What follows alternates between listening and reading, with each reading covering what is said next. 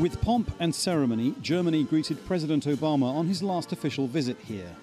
He and Angela Merkel have worked together longer than most other world leaders. In wide-ranging discussions at Hanover's Herrenhausen Palace, they covered many of the world's crises, particularly the ongoing war in Syria and whether safe zones there could be viable.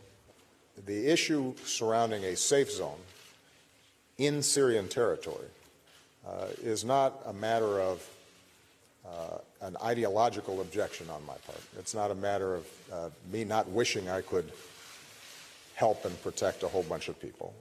It's a very practical issue about how do you do it, and who's going to put on a bunch of ground troops inside of Syria, and how do you let people in, and who do you let in, and who do you let out, and how is it monitored?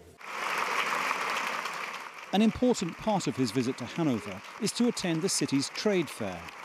One of his top remaining priorities before leaving office is to reach a new trade deal with the EU. Supporters of the proposed TTIP agreement say it would bring hundreds of billions of dollars of prosperity to the US and EU. But TTIP has drawn wide opposition in several European countries. In Germany, surveys suggest barely 1 in 5 people are in favour. At this demonstration in Hanover on Saturday, protesters were unequivocal about TTIP. Commercial, international is good, but people and politicians, they must know the rules. For the German Chancellor, there are no such doubts.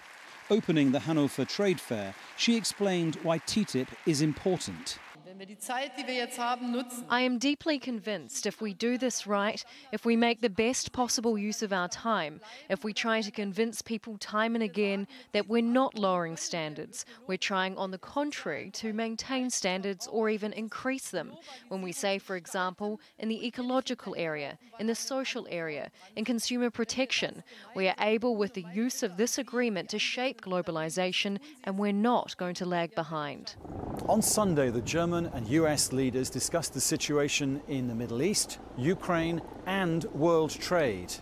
But on Monday, here at the Herrenhausen Palace, the leaders of 5 of the world's main economies will discuss fighting terrorism and how they can share intelligence to do precisely that. Dominic, Kane, Al Jazeera, Hanover.